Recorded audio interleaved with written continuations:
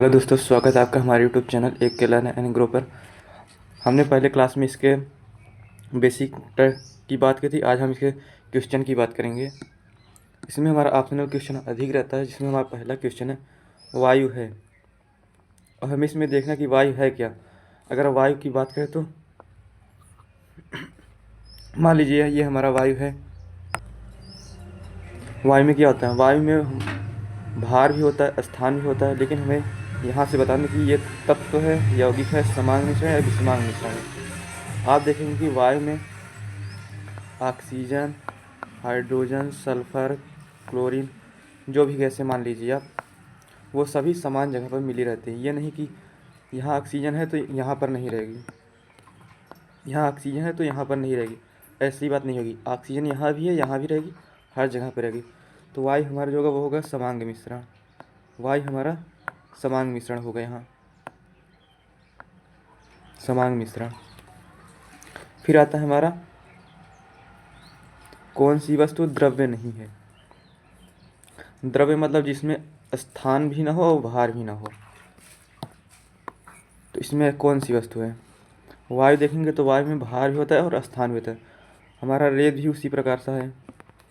रेत देखेंगे तो इसमें भी स्थान और भार दोनों होगा। लेकिन जो हमारा विद्युत है, विद्युत जो हमारा विद्युत है, इसमें स्थान और भार नहीं होता, ये चलती रहती है एक तार के में। तो हमारा जो ये विद्युत होगा ये द्रव्य नहीं होगा। वाष्प भी हमारा द्रव्य होगा, क्योंकि इसमें भी स्थान और भार होता है। तो हमारा जो ऑप्शन आएगा वो हो जाएगा तीसरा नंबर, ये विद्युत। इसमें स्थान और भार नहीं है, इसलिए ये द्रव्य नहीं होगा। फिर हमारा आता है m ग्राम के लुप्त होने पर ऊर्जा उत्पन्न होगी। तो आइंस्टीन के समीकरण के अनुसार जब m द्रव्यमान लुप्त होता है, उसके अनुसार कितने ऊर्जा उत्पन्न होती है? तो m बराबर जो हमारा होता है, यहाँ m नहीं होगा, यहाँ c होगा। E बराबर mc²। ये हमारा आइंस्टीन के समीकरण के अनुसार चलता है, तो इसमें कौन सा होगा? E बराबर mc²। हमारा ये ऑप्शन नंबर 2 सही होगा यहाँ पर। फिर हम अगले क्वेश्चन की तरफ चलते हैं अपना। अगला क्वेश्चन हमारा आता है भूपर्पटी में जो तत्व सबसे अधिक मात्रा में पाया जाता है। यहाँ हमें ना धातु पूछा है, ना अधातु पूछा है, ना ही अधातु। हमें सिर्फ इसमें देखना है कि कौन सा सबसे अधिक मात्रा में पाया जाता है। अगर धातु की बात करता तो ये हमारा एल्युमिनियम आ जाता है यहाँ पर। अगर अधातु की बात करता तो ऑक्सीजन आ जाता।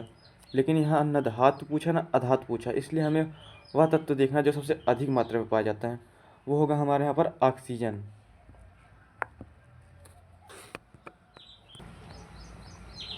फिर हमारा आता है नमक का जलीय विलयन है। नमक का जलीय विलयन है, ये मिट गया। नमक का जलीय विलयन क्या होगा? नमक अगर जल में मान लीजिए ये बर्तन है, इसमें नमक घूमेंगे तो ये Na+ और Cl- में हो जाएगा। तो ये हर जगह समान पड़ेगा। आपको नमक जैसा लगे कि इसमें नमक है, तो ये हमारा समांगी मिश्रण होगा, ये हमारा समांगी मिश्रण होगा। फिर आता है हमारा बारूद, दूध, जल, गैस, गंधक, इनमें से विषमांग मिश्रण है कितने हैं? तो हमारे 3 विषमांग मिश्रण होंगे, और ये आप बता सकते हैं कौन कौन से होंगे। और विषमांग मिश्रण हमारा इसमें होगा पहला ये बारूद, दूसरा हमारा होगा धुआं, और तीसरा हमारा जल, दूध हो जाएगा। क्योंकि जल H2O समान रहता है, गंधक सल्फर ये तत्व ये भी समान ही रहता है। फिर आता हमारा निम्नलिखित में धातु है। अगर आप देखेंगे सल्फर तो ये अधातु में जाता है, कार्बन ये भी अधातु में जाता है, जर्मेनियम ये भी धातु नहीं है। तो हमारा बचता है पारा। तो हमारा पारा जो है वो धातु है। ये धातु अधातु के श्रेणी के लिए तत्व क्वेश्चन है। इसमें फिर आता है निम्नलिखित में कौन सी अधातु है? तांबा ये भी हमारी धातु है, लोहा धातु है, सोना धातु है जो Au होता है। फिर हमारा आता है गंधक, ये अधातु हमारी है। इनमें से फिर पूछा हमारा कौन सी उपधातु है? गंधक तो हमारा अधातु है, पारा हमारा धातु है, आयोडीन अधातु है, लेकिन जो हमारा आर्सेनिक है वो उपधातु है। यहाँ पर आर्सेनिक हमारी उपधातु है। फिर हमारा 10वां जो क्वेश्चन आता है, अधातुओं के ऑक्साइड होते हैं। अगर यहाँ पर धातु होता, अगर धातुओं के ऑक्साइड पूछा तो ये क्षारीय हो जाता है यहाँ पर, लेकिन अधातुओं को पूछा तो ये हमारा अम्लीय हो जाएगा। धातुओं के ऑक्साइड क्षारीय होते हैं, लेकिन अधातुओं के ऑक्साइड अम्लीय होते हैं। इस बात का आपको ध्यान रखना है। फिर आता है हमारा ओजोन परत है। ओजोन का जो सूत्र होता है O3, लेकिन जो हमारा ऑक्सीजन का सूत्र होता है वो होता है O2। तो आप देखेंगे कि ये ऑक्सीजन का ही एक ऑक्सीजन इसमें और जुड़ गया है, तो ये ऑक्सीजन का ही अपर रूप होगा। हमारा जो ओजोन है वो ऑक्सीजन का अपर रूप है। ठीक है, इतना आपको समझ में आ गया। फिर हमारा अगला जो क्वेश्चन आता है वो होता है हीरा है। हीरा देखेंगे तो ये एक हिसाब से ये कार्बन है। यहाँ पर हीरा क्या है, कार्बन, क्योंकि ये कार्बन से हीरा बनता है। तो हीरा हमारा जो हो जाएगा वो हो जाएगा तत्व। फिर हम आता है ग्रेफाइड। तो ग्रेफाइड देखेंगे तो यहाँ अपर रूप है, हीरे का अपर रूप नहीं होगा, क्योंकि हीरा खुद कार्बन का अपर रूप है। तो हमारा जो ग्रेफाइड होगा वो होगा कार्बन का अपर रूप। हीरा भी कार्बन का अपर रूप है और ग्रेफाइड भी कार्बन का अपर रूप है, दोनों भी कार्बन के अपर रूप हैं। हमारा कार्बन का एक अपर रूप होता है, वो होता है फुलेरिन। फुलेरिन एक हमारा ये होता है, फुलेरिन भी कार्बन का ही अपर रूप है। चलते हैं अब अगले क्वेश्चन की तरफ। अगला क्वेश्चन जो हमारा आता है ये वही सेम है।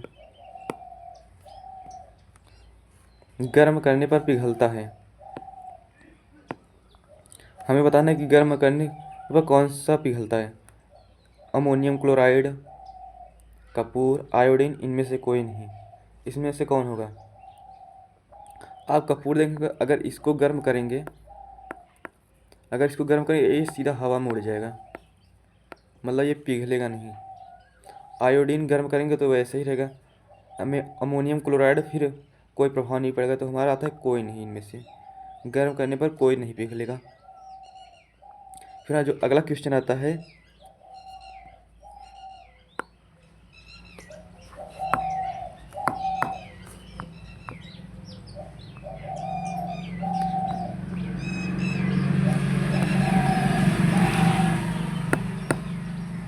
अगला क्वेश्चन आता है गर्म करने पर बिना द्रव में बदले वाष्प में बदलने की क्रिया को क्या कहते हैं। मतलब द्रव ठोस है, कोई ठोस है, इसको गर्म कर रहे हैं और ये सीधा गैस में बदल जाए, तो ऐसा हमारा क्या कहलाता है। ऐसा हमारा कहलाता है ऊर्ध्वपातन या ऊर्ध्वपातज। तो हमारा जो ऑप्शन होगा वो हो जाएगा ऊर्ध्वपातन, ये हमारा हो जाएगा। चलते हैं अब अगले क्वेश्चन की तरफ। अगला क्वेश्चन हमारा कहता है भूमंडल में सबसे अधिक मात्रा में पाया जाने वाला धातु। भूमंडल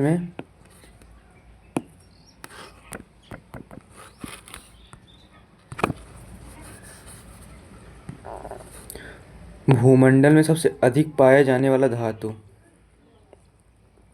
अब यहाँ हमें धातु की बात कर दिया है, तो लोहा हमारे सबसे ज़्यादा पाया नहीं जाता, तांबा नहीं पाया जाता, जस्ता भी नहीं पाया जाता, एल्युमिनियम जो कि हमने आपको पढ़ा दिया है पहले। फिर आप बताएं निसलता, और यहाँ निसलता नहीं, यहाँ पर कुछ और रहेगा, यहाँ पर हमारा नौसादर रहेगा। ये निसलता का हमारा नौसादर है,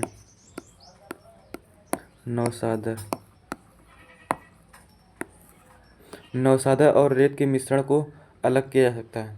नौसादर हमारा कपूर है, कपूर को अगर हम गर्म करेंगे तो ये सीधा वाष्प में बदल जाएगा और हम एक कटोरी में इसको जमा कर सकते हैं। जैसा कि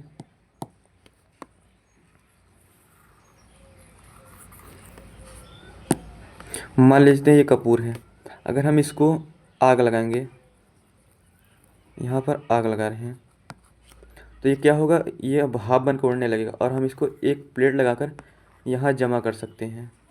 तो हमारा कपूर अलग हो गया और रेत अलग हो गया। तो जब हम इसको आग लगाएंगे तो सीधा वाष्प में बदलेगा, तो यहाँ ऊर्ध्वपात होगा। तो हमारा यहाँ पर होगा ऊर्ध्वपातन। फिर हमारा अगला जो क्वेश्चन है, रक्त है। रक्त हमारा क्या है? तत्व है, यौगिक है, समांग मिश्रण है या फिर विषमांग मिश्रण है। और हमें ये बताना है तत्व, यौगिक, समान, विषमांग। तत्व तो होगा नहीं, यौगिक भी नहीं होगा क्योंकि इसमें अलग अलग चीज़ रहती हैं और अलग अलग अनुपात में रहते हैं, इसका कोई निश्चय नहीं होता। समांग मिश्रण ये नहीं होगा क्योंकि जब हम जैसे हमारे जहाँ ज़्यादा कार्य करते, जैसे हाथों से ज़्यादा वर्क करते तो हाथों में अधिक ऊर्जा देता है, तो ये हमारा विषमांग मिश्रण में जाता है। फिर आता है हमारे नमक और नौसादर के मिश्रण को पृथक किया जा सकता है। यहाँ देख रहे हैं नौसादर फिर आ गया। जहाँ नौसादर आता है वहाँ हमें सीधा सीधा ऊर्ध्वपातन लगाना है। ये एक इम्पॉर्टेंट चीज़ रख लो, अगर नौसादर आ गया तो ऊर्ध्वपातन सीधा, क्योंकि ये सीधा ठोस को द्रव में बदल देगा, ठोस को सीधा गैस में बदल देगा ये। फिर आता हमारा जो पदार्थ वायु में रखे नमी को लेकर संतृप्त विलयन बनाते हैं उन्हें कहते हैं।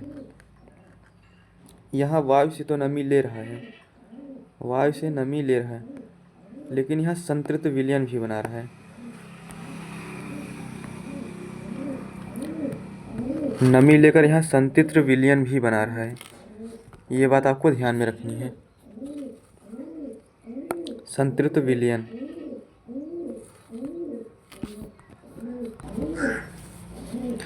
संतृप्त विलयन ये बना रहा है, तो ये हमारा प्रस्वेद पदार्थ होगा। ये हमारा प्रस्वेद, ये रहा 3 नंबर प्रस्वेद। ये थोड़ा गलत लिखा है, ये प्रस्वेद पदार्थ होगा। आर्द्रताग्राही क्यों नहीं होगा? क्योंकि आर्द्रताग्राही जो है नमी लेता है लेकिन संतृप्त विलयन नहीं बनाता आर्द्रताग्राही, इसलिए हमारा प्रस्वेद पदार्थ होगा। फिर आता है ग्रीन, हरा कशीस के क्रिस्टल होते हैं, हरा कशीस के क्रिस्टल होते हैं, इसमें हमारा आ जाएगा उत्फुल्ल, उत्फुल्ल हमारा हो जाएगा। ये भी गलत लिख दिया गया है, उत्फुल्ल हमारा ऐसे कुछ रहेगा।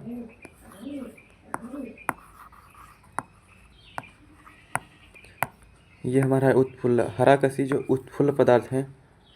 चलते हैं अब अगले क्वेश्चन की तरफ। अगला क्वेश्चन हमारा